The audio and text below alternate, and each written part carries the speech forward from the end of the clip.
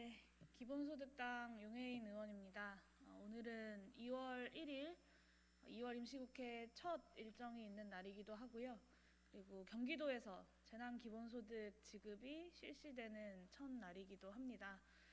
코로나19로 인한 경제위기 극복을 위한 제안, 이번 임시국회에서 다뤄져야 할 제안에 대해서 기자회견 진행하도록 하겠습니다. 코로나19 경기 회복을 위한 100조 원 재정 투입과 전국민 40만 원 4차례 재난기본소득 지급을 제안합니다. 지금은 취약계층 구제책을 넘어서 거시경제 정책이 필요한 시점입니다. 정치권에서 여러 형태의 코로나19 경제위기 대응책이 분출하고 있습니다. 기본소득당과 저 용혜인 의원은 지금은 역성장 경제를 반전시키기 위한 거시경제 정책이 필요한 때이고, 따라서 분기별 재난지원금을 위한 80조 원과 소상공인 손실보상 20조 원을 합쳐 100조 원 규모의 대규모 재정 지출을 하자고 주장합니다. 그리고 2월 임시국회에서 이 논의가 진지하게 다루어지기를 바랍니다. 지금 왜 대규모 재정 투입에 의한 담대한 경제회복 정책이 필요한지는 여러 거시경제 지표들이 말해주고 있습니다. 한국은행이 지난 26일 발표한 자료에 의하면 2020년 실질 GDP 성장률은 마이너스 1.0%입니다. IMF 경제위기 이후 22년 만의 역성장입니다. 역성장은 필연적으로 다른 거시지표들의 악화를 동반합니다. 2020년 취업자 숫자는 22만 명 감소하여 역시 IMF 이후 최대치이고, 실업자 숫자는 110만 8천 명으로 2000년 통계 작성 이후 최대치입니다. 지난해 3분기 기준 가계부채는 1682조 원으로 해당 시기 GDP와 비슷한 규모로 가계부채 세계 1위 규모의 국가가 되었습니다. 소비자 심리지수는 코로나 바이러스의 상승과 하강 국면에 따라서 등락을 거듭하지만 아직 기준선인 100 이하에 머물러 있습니다. 진위계수나 10분위 배율 등 불평등 지표의 악화도 굳이 거론할 필요가 없습니다. 코로나19의 위기가 더욱 가혹하게 집중되는 부문과 계층이 있다는 분명한 사실에도 불구하고, 이러한 거시경제 지표들은 특정 부문과 계층에 국한한 피해 구제책을 넘어서 경제회복을 위한 대규모 재정 투입이 불가피하다는 점을 가리키고 있습니다. 그리고 이미 미국과 유럽의 주요 국가들은 천문학적 재정을 동원해서 경제 회복에 나선 상태입니다. 기본소득당과 저 용혜인은 정부 지출의 재정 승수 효과에 근거해서 코로나 경제위기 극복을 위한 재정 투입 규모가 100조 원 이상이어야 한다라는 점을 강조합니다. 재정 승수는 정부 재정 지출의 증가가 GDP 증가에 미치는 효과를 가리킵니다. 재정 승수 효과는 주요 기관별로 상당한 편차를 보이는 것이 사실입니다. 예를 들면 한국은행은 재정 승수 효과를 1.27로 분석하지만 기획재정부는 0.3에서 0.4로 낮게 잡습니다. 한국은행 분석에 따르면 정부가 1조 원 재정을 투입할 경우 GDP는 5년에 걸쳐 1.27조 원이 증가합니다. 올해 2021년 GDP는 2019년 수준만 달성하더라도 2020년 대비 1% 성장으로 나타날 것입니다. 이 기저효과를 감안해 올해 경제성장률이 최소한 3에서 4%대 이상이어야 경제주체들이 체감할 수 있는 거시지표의 개선이 이루어질 것입니다. 한국은행의 재정승수 1.27은 5년 누적 효과를 분석한 것입니다. 정부가 100조 원 재정을 추가 투입할 경우 올해 GDP의 추가 증가분은 25.4조 원이 될 것입니다. 재정 승수 효과가 가장 낙관적인 한국은행 분석에 따르더라도 100조 원 재정을 추가 투입해야 올해 명목 GDP의 1.3% 정도의 추가 성장이 가능합니다. 기본소득당과 저 용혜인의 두 번째 주장은 100조 원 재정을 전국민 1인당 40만 원씩 4번 지급하는 분기별 재난지원금 80조 원, 그리고 소상공인 및 자영업자의 손실보상을 위한 20조 원의 용도로 사용하자는 것입니다.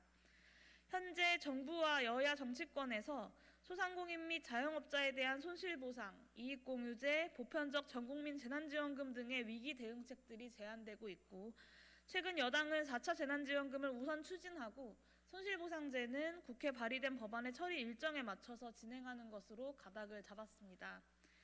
그러나 1차 재난지원금 지급 당시부터 현재까지 보편이냐 선별이냐 하는 논쟁이 지속되고 있고, 여당 안에서는 이번 4차 재난지원금 지급 대상에 봉급생활자는 제외하자는 주장이 제기되기에 이르렀습니다. 2차와 3차 재난지원금을 선별 지급하면서 동원했던 논리는 피해 집중 계층을 두텁게 지원한다는 것이었습니다만 자영업자 월 임대료에도 미치지 못하는 금액을 지급하는 것으로 끝났다는 것은 우리가 이미 잘 알고 있는 사실입니다. 정부와 여당 사이에, 여야 사이에, 그리고 시민사회 안에서 격렬한 논쟁이 오가는 쟁점은 결국 재정 건전성으로 수렴됩니다. 여당이 소규모 선별 지원만 마지못해 수용해온 기획재정부와는 사뭇 다른 목소리를 내는 것 같으면서도 재난지원금의 정례화나 대규모 재정 지출을 구상하지 못하는 이유 역시 재정 건전성 논리를 수용하고 있기 때문입니다. 국가 부채율로 대표되는 재정 건전성이 허구라는 것은 이 이데올로기의 종주국이라고 할 만한 미국이 취하는 대대적인 경제 회복책을 보면 금방 드러납니다. 미국은 지난해 경기부양책으로 GDP의 약 20%에 달하는 재정을 투입하였고 새로 들어선 바이든 행정부는 취임과 동시에 1조 9천억 달러의 경기부양책을 발표했습니다. 지난해까지 합치면 GDP 대비 30% 정도의 재정을 동원하는 것이고 재원 마련의 주된 방식은 국가 부채를 늘리는 것입니다. 국가 부채가 증가할 때 굳이 걱정해야 할 것이 있다면 GDP 대비 국가 부채의 비율이 아니라 국채 발행에 따른 이자 부담입니다.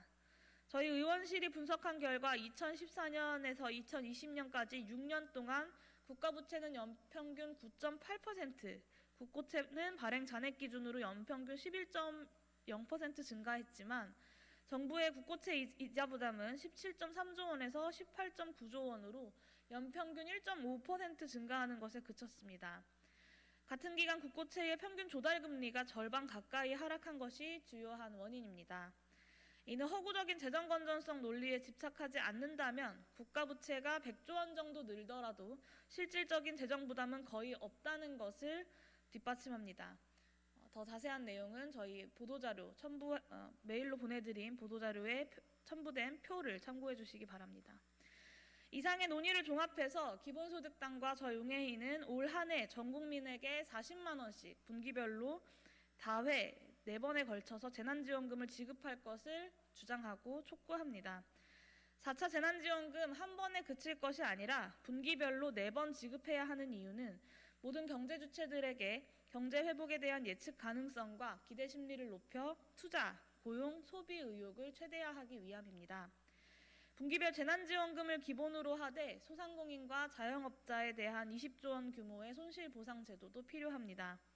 손실보상제는 경제정책 관점과 별개로 법적, 경제적 정의의 문제이기도 합니다. 사회공동체가 공동의 위기에 대처하기 위해 영업 제한이라는 희생을 요구했다면 그 희생에 대한 합당한 보상을 하는 것이 마땅합니다. 그러나 손실보상제 단독으로는 형평성 논란 때문이라도 경기 회복 효과가 나타날 수 있는 최소한의 재정 투입이 이루어질 수 없다는 점 역시 간과되어서는 안 될 것입니다. 마지막으로 재원 마련의 방식으로는 한국은행의 국채 매입이 현실적이고 바람직하다는 말씀을 드립니다. 한국은행의 국채 매입은 정부가 100조 원 규모의 재정을 단기에 마련하는 유일한 방법입니다. 또한 명목상의 국가 부채율을 증가시킴에도 불구하고 정부의 이자 부담이 거의 늘어나지 않기 때문에 바람직하기도 합니다. 한국은행이 국채를 매입하는 경우 국채이자를 포함한 한국은행의 수입은 한국은행의 운영에 필요한 경비에 충당한 이후 다시 국고로 환수되는 절차를 밟기 때문입니다. 현실적 제약 때문에 무한정 이런 방식의 재원 마련이 가능하지는 않지만 지금과 같은 경제위기 상황에서 100조 원 정도의 재원은 현재의 통화 및 재정 시스템을 교란하지 않고도 얼마든지 가능하다라고 말씀드립니다. 더욱 자세한 내용은 저희가 배포해드린 보도자료를 참고해 주시기를 부탁드립니다. 마지막으로 지금의 경제 위기에 대해서 많은 국민들이 어려워함과 동시에 불평등함을 호소하고 있습니다. 누구는 받고 누구는 받지 못하는 지난 재난지원금들에 대해서 저희 의원실로도 참 많은 분들이 이번에만큼은 바로잡아야 하지 않겠냐라는 성토의 연락을 많이 주십니다. 이번 2월 임시국회에서 코로나19 경제대책이 가장 중요한 민생 이슈로서 제대로 다루어질 수 있도록 정부와 여당의 공론장을 열 것을 요청합니다. 촉구합니다. 그리고 이번 2월 임시국회가 국민들의 민생을 보듬는 국회가 되기를 진심으로 기원하면서 기본소득당과 저 용해인 역시 힘 보태도록 하겠습니다. 고맙습니다.